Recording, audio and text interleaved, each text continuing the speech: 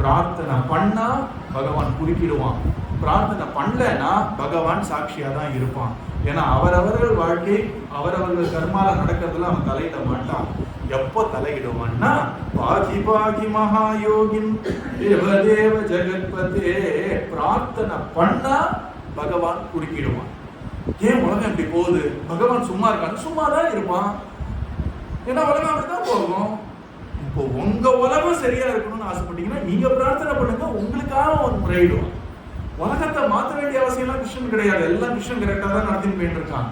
உனக்கு கஷ்டமா இருக்கா, நீ சரணாகதி பண்ணு, நீ அவன் காலத்தை விழு, நீ அவன் நாமத்தை சொல்லு, உன் பொருட்டு அவன் மாத்துவான். அவ்வளவுதான். உலகத்தெல்லாம் மாட்ட மாட்டான். பகவான் அவதாரமா இறங்கி வரணும்னாலே பிரார்த்தனை வேணும். இந்த கம்சன் என்ன பாடுபடுத்தினா பேசாம இருக்கான் பகவான். அவனுக்கு என்ன, கம்சன் வாம பண்ணிட்டு போட்டோம். ஆனா இந்த பூமாதேவி, இந்த பரமசிவன், பிரம்மா எல்லாரும் போய் அழறார்கள். கண்ணா, இங்க அசுரர்கள் தாங்க முடியலையே, ஏதாவது பண்ணேன். ஓஹோ, பிரார்த்தனை பண்ணிட்டியா? சரி நான்.